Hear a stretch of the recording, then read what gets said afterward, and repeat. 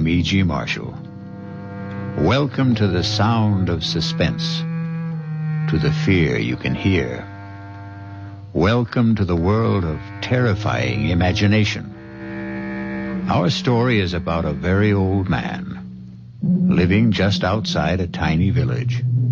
A very old man whose long life has been lived close to the soil and close to the people he loved. People still living and people long dead.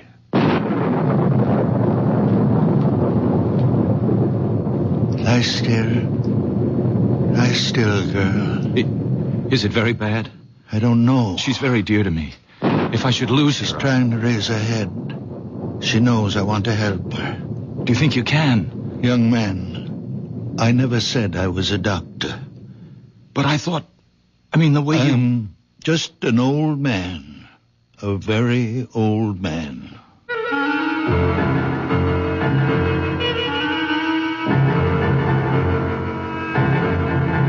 Our mystery drama, A Very Old Man, was written especially for the Mystery Theater by Elspeth Eric and stars Santos Ortega.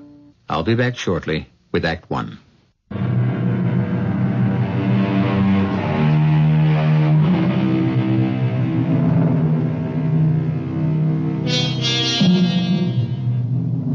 Look long and carefully at the face of a tiny baby.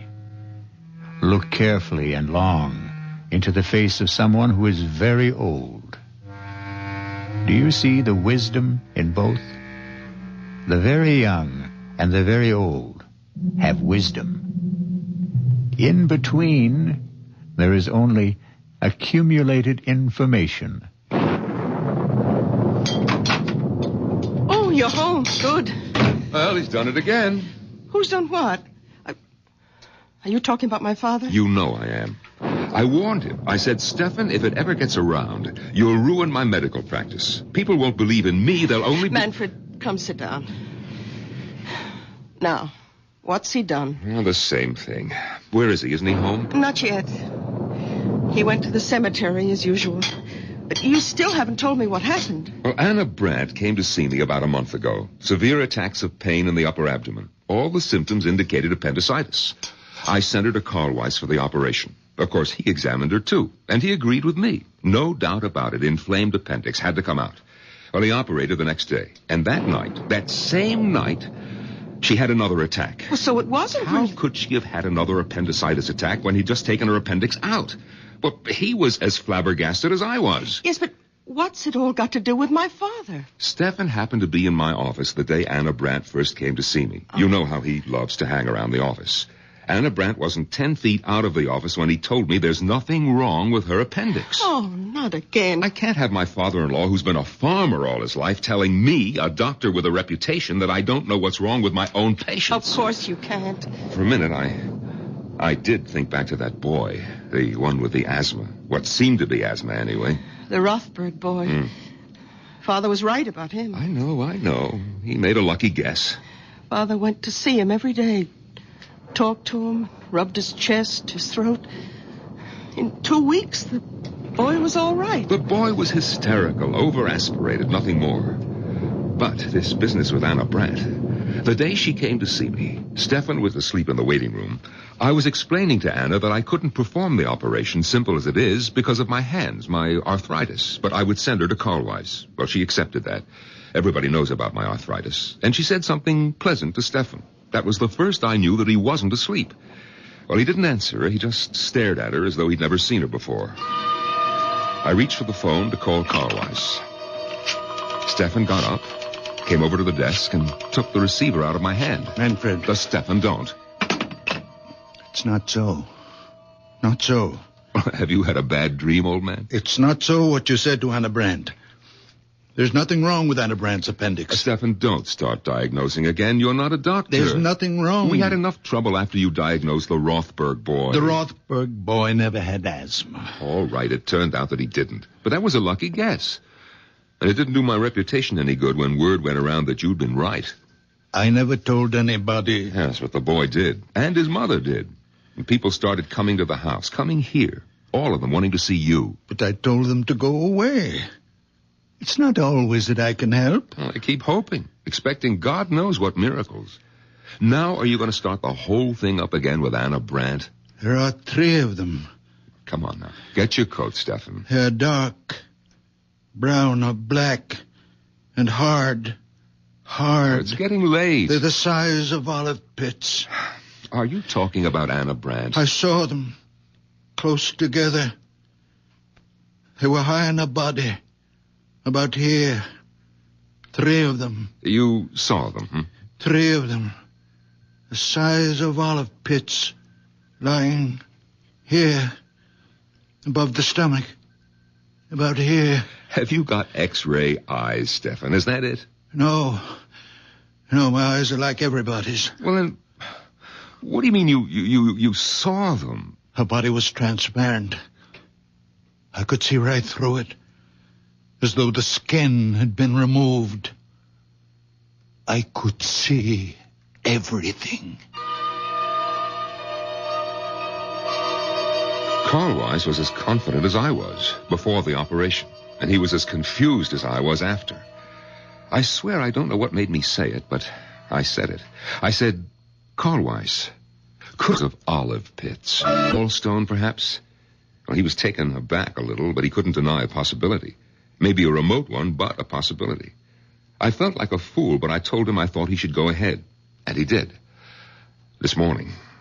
And he found? Gallstones. 3 of them. The size of olive pits.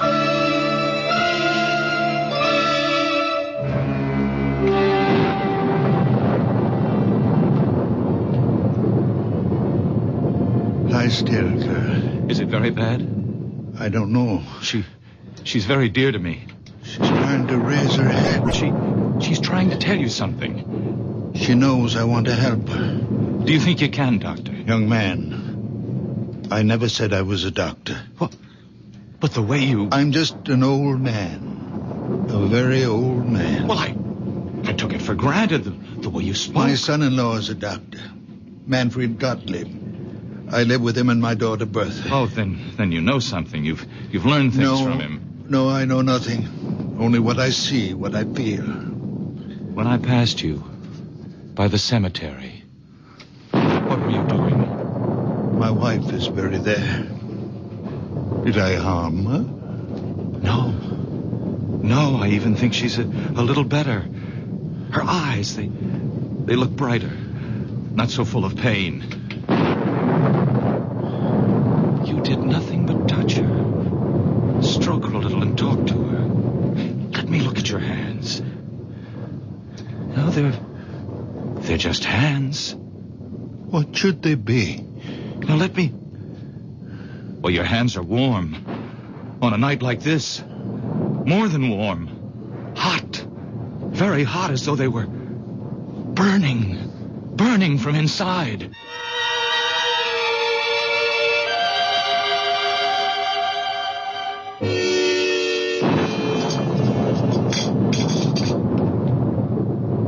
If it should get around about Anna Brandt... You don't think I'd tell anyone? Well, these things have a way of leaking out. Look, you're not going to tell Father, are you, that Carl Weiss found the 3 stones? You think I shouldn't? He wouldn't tell anyone. He didn't tell anyone about the Rothberg boy. It was the boy's mother who shouted it from the housetops. And look what happened. People showing up here. When he saw them, he hid in his room. And when they left, he went to the cemetery, sat by my mother's grave. You think that he's there now? Oh, I suppose. Sometimes he stays for hours. I wish he'd get home before the rain starts.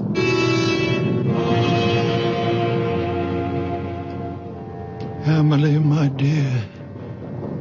Come now, Emily, my precious. I need you. You are my strength. I can do nothing without you. Come to me, my darling. Come to me, my darling.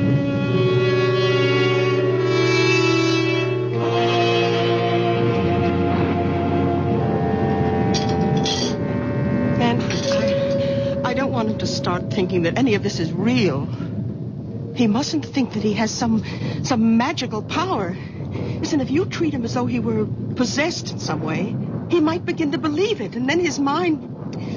Who knows what might happen? Bertha, have you thought that, well, that perhaps it's already happened? No. That he is deranged? I won't believe that. He's my father. I love him. He's old and childish, and sometimes I'm impatient. I am, too, often. But only the way I'd be with a child. In many ways, he is my child. The only child I have. Oh, my dear. I thought you'd stop brooding about that. Oh, I have. I stopped last year when I turned 40. But that's why. Because I have no child, he's twice as precious to me. I understand. I do understand. You know that I'm fond of him. Then let's leave him as he is. Don't let him think he's different from other people. Whatever you say. You know, the Widow Holder has been asking for him. The Widow Holder? Why? They keep telling me in the village that she has this great swelling on her head, big as an egg. Yes, I've heard about it. And she's afraid of doctors. Bertha, you don't suppose... The rain, it started. It's coming down like crazy. Oh, Father! Oh, thank goodness. I made it. Just in time. You shouldn't take such chances. Why weren't you home for dinner? Where have you been? I kept something hot for you. Thank you. Now, give me your coat. That's it. Oh, where were you all this time? Didn't Bertha tell you? At the cemetery. You didn't go to see anybody? No, I didn't go to see anybody. Oh, here's a plate for you, Father. Nice pot roast and potatoes. Thank you, Bertha. I'm sorry I wasn't here for dinner. I lost track of the time. I ran into somebody. We talked a little. Oh. Manfred, let's go up to bed. Ah. Father, you'll be all right? Of course I'll be all right. Go to bed. Oh. Good night. Good night, daughter. Good night, Steph. Oh, Manfred. Yeah? How is Anna Brandt? Anna Brandt? I thought about it tonight. In the cemetery. Is she all right? Yes, she's fine. I thought she was. I had a feeling... Good night. Enjoy your dinner. Good night. His asking about Anna Brandt? He hasn't even mentioned her since that day in the office. Bertha, could he have heard about Carl Weiss finding the gallstones? Oh, he'd have said so. He always says precisely what's on his mind. There are times when I wish he didn't. Listen, he's talking to himself in the kitchen. Sounds as though he's calling someone. Manfred, he's an old man. Leave him be. Oh, please close the door. Come to bed. It sounds like Amelie. What? Did you say Amelie? Wasn't that your mother's name? No, it was my sister's. Oh, Bertha, I never knew you had a sister. You never told me. It was so long ago, before I was born. Their first child. She only lived an hour. My mother told me they'd just agreed on a name. Father leaned over the crib to kiss her, and she was dead. But that was 45 years ago. All these years he's never mentioned her. What was that? The door opened downstairs. Well, he's gone out. In this rain. Where could he have gone? There's only one place. He's gone to the cemetery.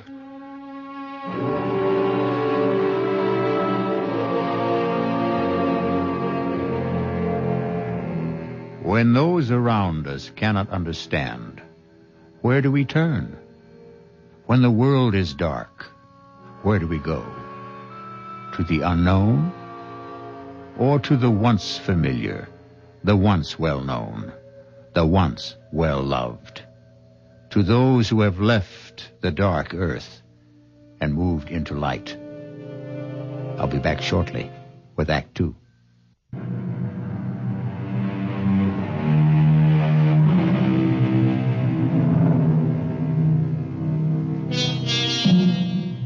Now come back with me to the story of a very old man and the people who loved him and could not comprehend him, or could not comprehend him because they loved him, or because they tried too hard. Breakfast on the table, Manfred. All right, darling. Oh, well, Did you talk to him? He's still asleep. Oh, let him sleep. After last night. Yes, we're lucky if he doesn't come down with pneumonia. He was drenched, Bertha, soaked clear through. Lying across your mother's grave with the rain beating down on him, crying, Amelie, Amelie, as though his heart was broken. Amelie is buried next to Mother. Bertha, are you going to ask him about her? Oh, it's been so long. 45 years. You know, in all that time, I've never heard him say her name. Naturally, I never mentioned it. She died years before I was born. Your mother never talked about her? Oh, just that once. When she told me she wanted to be buried near her. And how she died. Manfred, she was only 1 hour old. Yes, crib deaths, they happen. We don't know why. They thought of naming me Amelie at first, my mother said. It's a pretty name. Who's that? So early in the morning. Yes.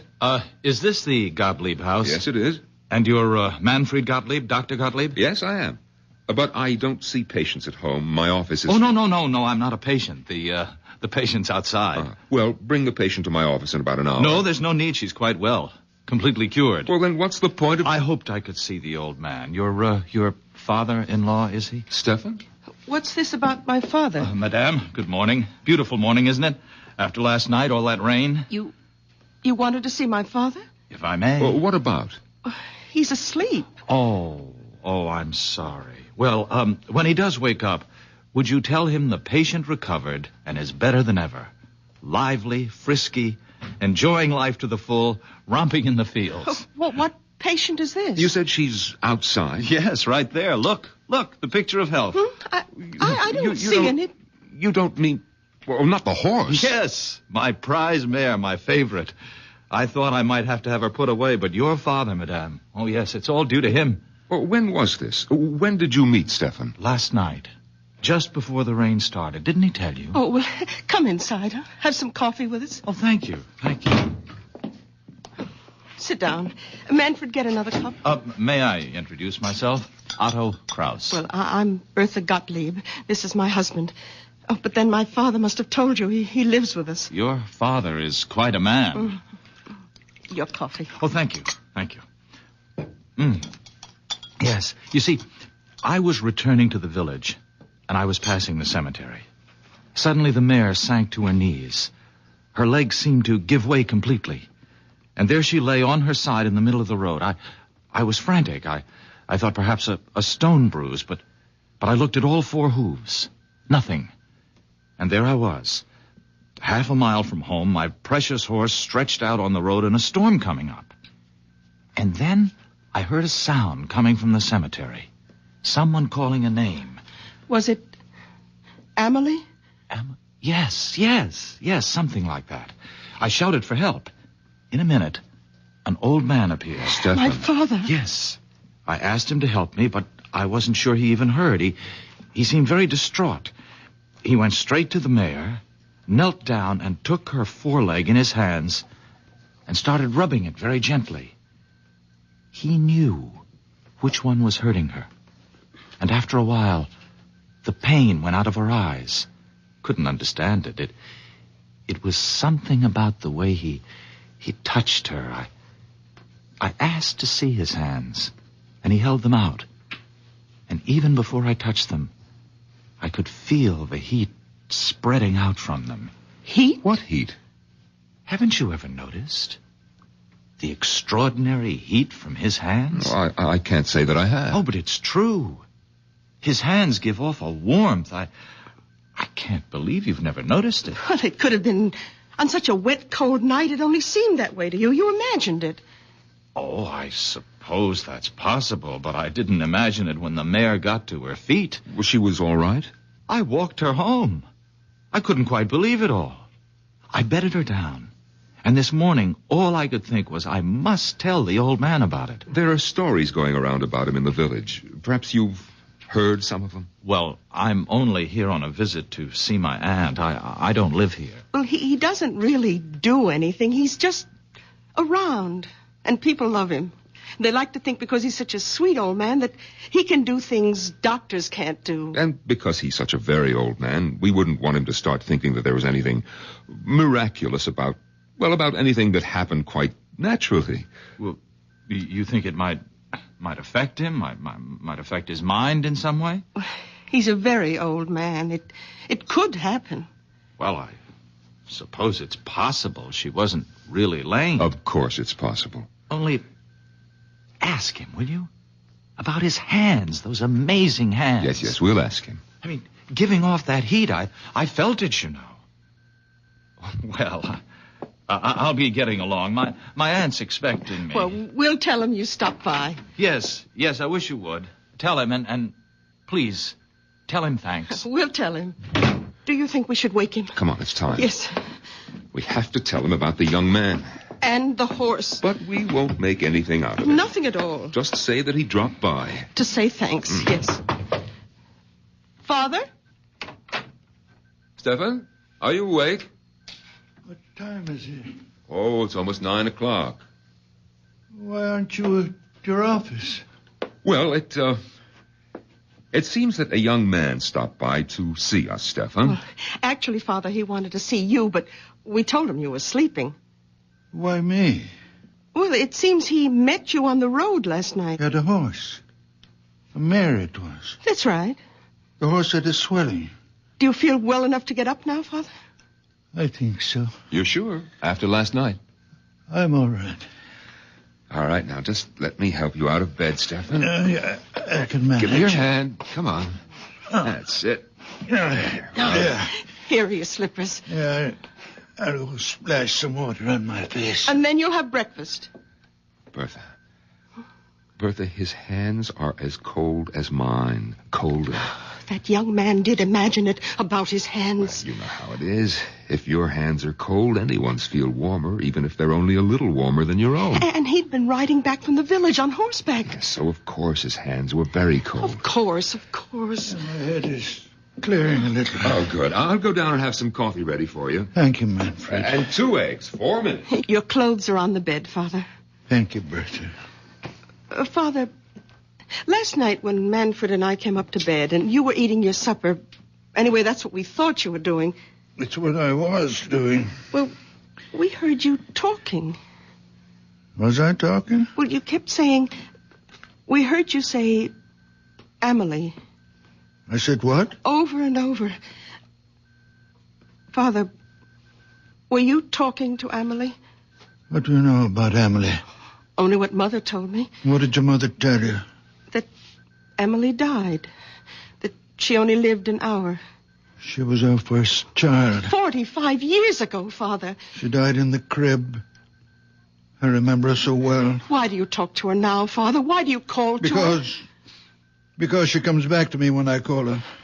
Father, you don't mean that. She comes back to me. To me. Not to anyone else. Only to me when I call her. You don't believe in ghosts. Amelie is not a ghost. Her spirit comes back to me when I call. Father, you can't believe I this. am the only person left on earth she remembers. Her mother is dead. The midwife is dead. When I am dead, there'll be no one for her to come back to. No reason to come back. You can't believe what you say. I don't have to believe. Or not believe. I know. I won't let you. You have nothing to say about it. Nothing. I will not stay in this house and listen to you tell me that my Amelie will not come when I call.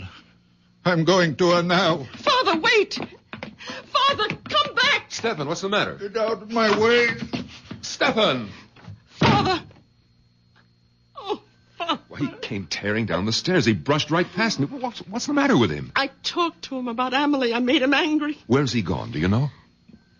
To her. To Amelie.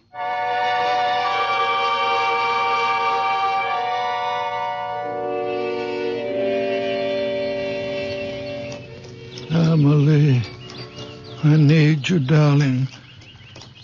Come be with me, my darling. Your father needs you. I need you, my sweet Amelie. Old man? Oh, my Amelie. Stefan? Amelie. Stefan, can I help you, old man? No. No. You remember me, don't you? From last night? The young man with the mare. She was lame. Ah, you should see her now. They told me she's better. Better than better. Come have a look. Please come. Look there. Look at her. Oh, very much fine. Not a sign of lameness. I came to your house a little while ago. You were sleeping. They told me you were there to say thanks. There was no need for that. Oh, I'd like to do more than just leave my thanks. I'd like to invite you to my aunt's place. Oh, no, I couldn't. No, I'd like you to meet my aunt, please. Your aunt won't mind? No, not a bit. Come on, we'll both ride the mare. Here, I'll give you a leg up. You're sure about your aunt now? Oh, she'll be delighted. She doesn't get out much these days. Is she very old? Well, she's not young, but that's not why she stays home. She has this disfiguring growth on her head. It makes her shy. Well, she should see a doctor. No, she won't. Absolutely refuses, won't hear of it, hates them all. Oh, that's very wrong. Oh, yes, all the money in the world and won't go to a doctor. So she sits in her parlor and reads her Bible. Ah, there's the house. Oh, yes, the big stone house. You know the house? I've admired it since I was a boy. My aunt bought it when my uncle died. My uncle was Fritz Holder. You've heard of him, the manufacturer? I don't think so. Around here, I understand my aunt is known as the Widow Holder.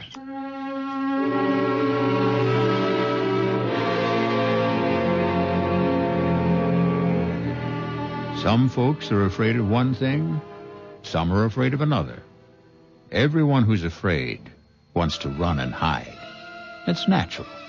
Most natural thing in the world. But what may be hiding in the hiding place? That's the question.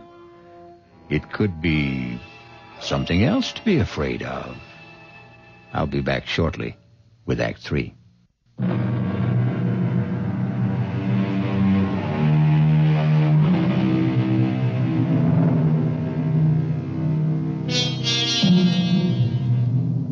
A very old man is mounting the steps of a big stone house in the company of a very young man whose aunt is known to the village as the Widow Holder.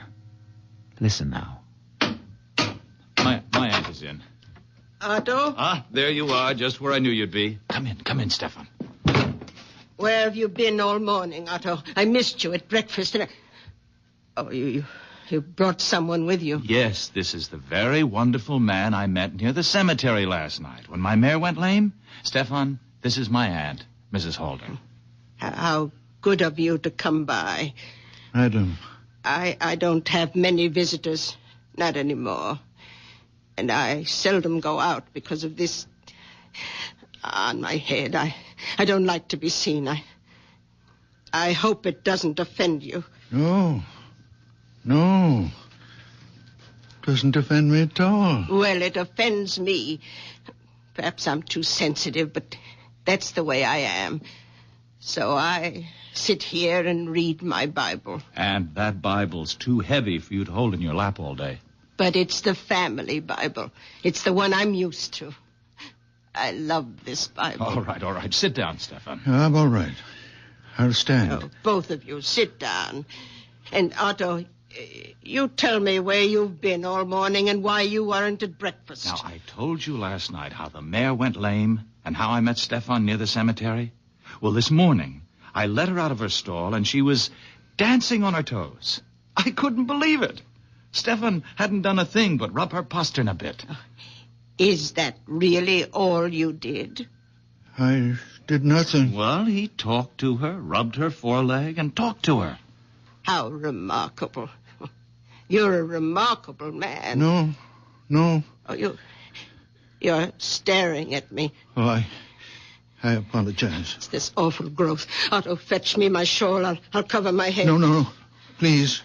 It's in my bedroom. I am not offended. I give you my word. Otto, don't go. No, it's all right. I'll be right back. Mrs. Holder, I am not offended. I am sorry I stared so. I will not stare again. Please forgive me. It's quite all right. Please, be calm. Sit down. I can't. Otto mentioned that you live with your daughter. Is that right? My daughter, Bertha. And your son-in-law? Manfred. They have children? No children. How sad.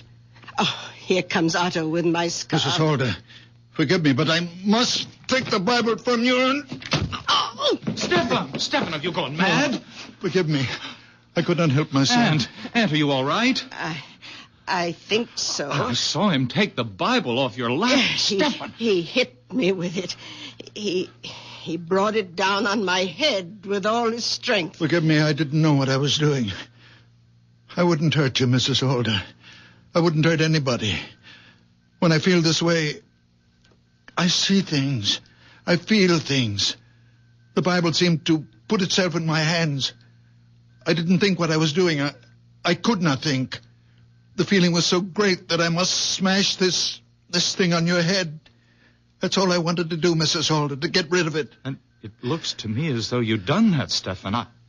Aunt, go look in the mirror. I know I am not always in control of myself. I do things. I don't know why. I see things.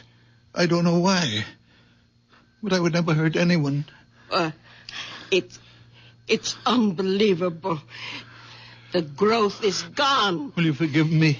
And there's no blood. No blood at all. All the same, I'm going to get you to a doctor. No doctors, no. No, a blow on the head like that. No, I'm all right. My head is clearing now. It was just a shock.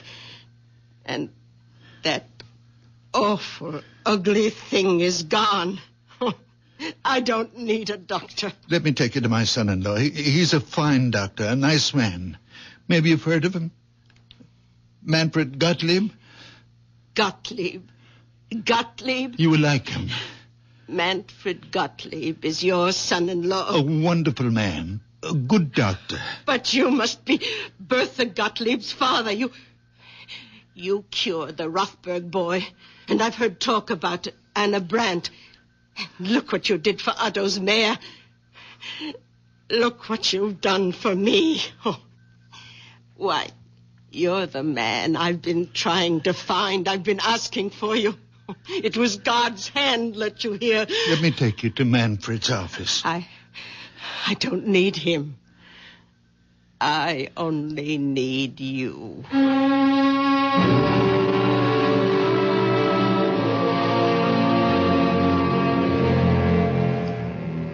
If I've hurt your aunt in any way... We'll soon know. Otto, I don't want these spells that I have. I don't ask for them. Only sometimes the pain gets so great. What pain? Well, the pain of living. And it seems more than I can bear. I go to the grave of my wife and my baby daughter, my Emily. And I call to her, my little one, who only had 1 hour of life. And she comes to me and gives me comfort and courage and belief. I believe that even though I can do nothing about the great pain of living, there are other pains, and I can do something about them. I know I'm not quite myself when I'm like that. I know I'm not really strong or courageous. But when the spell is on me, the people in pain, they become transparent. You mean you can see through them? I do see through them. How do you explain your hands? Just hands? Oh, no. The night you massaged the mare, I took hold of your hands and they gave off a glow, a sort of radiating warmth. I know, I felt it. They burned like a steady flame. Perhaps I grow feverish when Emily is with me.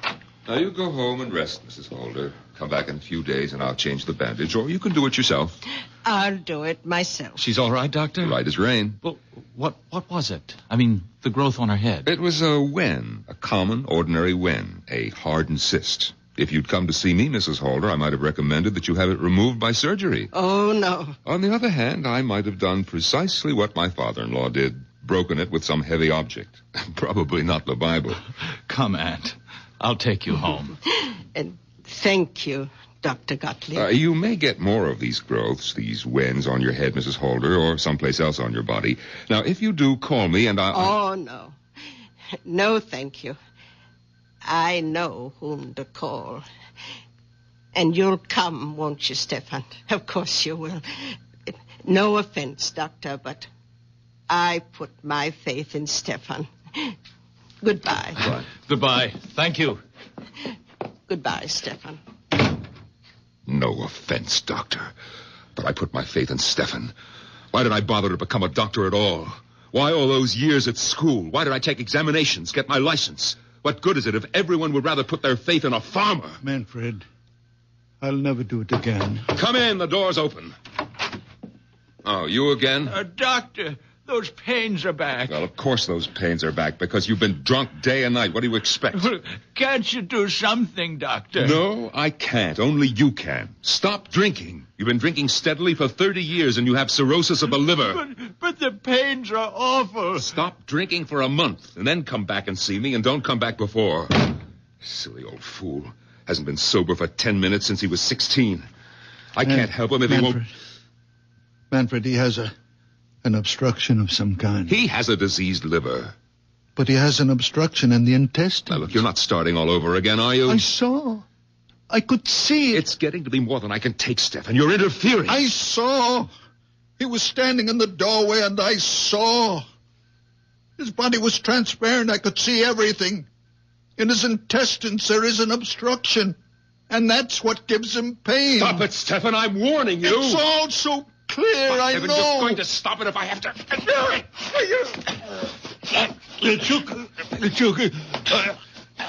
Manfred, take the hurt on my throat. Stefan. Stefan, I'm sorry. I didn't mean to do... Stefan. I'm all right. Give me that gun. I'm all right. Let me loosen your shirt. Oh, Stefan, I don't know what possessed me. I lost control. It's all right. Stefan, look. Look at my hands. Look how they move. My fingers. No pain from the arthritis. What does it mean? It means... Well, it must mean the arthritis is better. It's gone, perhaps. Oh, Manfred. The way I unbuttoned your shirt. So fast. No trouble. No pain. Is it possible? It's true. Look. Look how I can move them, Stefan. The way you used to. Stefan, I felt the warmth Otto was talking about. The heat from your hands. When you were trying to tear my hands from your throat, I felt it. A warm glow. You really felt it? Yes, a glow. A radiance. Stefan, give me your hands. Yes. There it is. It's a fire. A fire.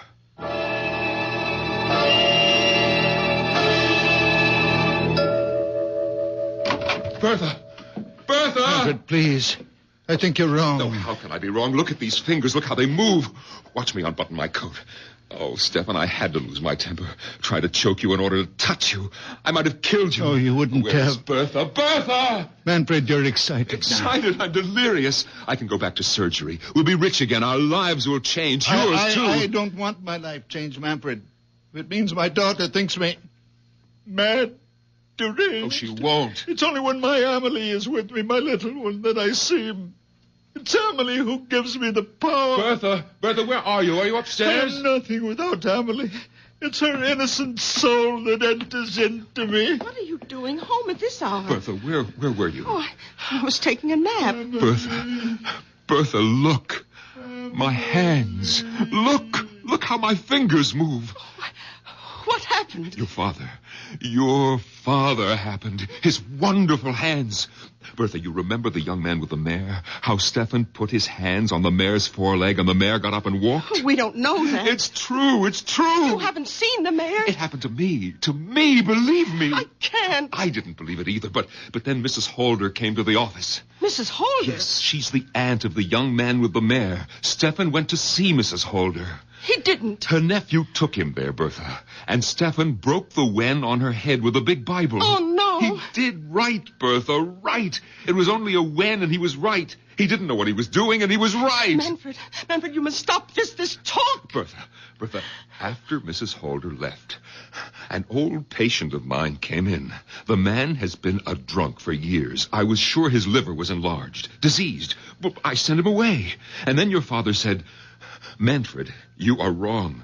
The man has an obstruction. His intestines are blocked. You believed him? No, I didn't believe him. I was out of my mind with rage that he would dare to tell me that I was wrong. And Well, Bertha, I took him by the throat. He tried to tear my hands away, and it was then. Bertha, it was then that I felt the heat. The blessed heat from his hands entering into mine. And now look. Bertha, if he can use his hands, be happy. Father, how long will it last? How can I know? Your moods, your spells, they've bewitched us all. I never meant harm. Well, they've got to stop. I want you to stay away from the cemetery. I'll stay away. I watch you every minute. If you like. I won't let you out of my sight. I'll treat you like a child. As you will. Because you are a child. I am a very old man. From now on, you're my child. No. From now on, you will have your own child. A real child. Not me. What? I can see the child is growing inside you. Soon you'll know it yourself. Next spring, you will bear your child, and it will be beautiful. A little girl. And you will... I hope you will give her the beautiful name of Emily. Father? Then my Emily can rest. I won't have to call her anymore. She can rest. The dictionary defines it: to kill with premeditated malice, the wrongful, intentional slaying of one human being by another. But don't let a wee bit of murder upset you, friends. The people on Mystery Theater don't mind being in a dictionary. No? Then I'll tell you how the dictionary defines it: to kill with premeditated malice, the wrongful, intentional slaying of one human being by another. But don't let a wee bit of murder upset you, friends. The people on Mystery Theater don't mind being killed. Not a bit. Because every one of them is a deadhead. Our cast included Santos Ortega, Norman Rose, Bryna Rayburn, and Billy Redfield. The entire production was under the direction of Hyman Brown. This is E.G. Marshall inviting you to return to our Mystery Theater for another adventure in the macabre. Until next time, pleasant dreams.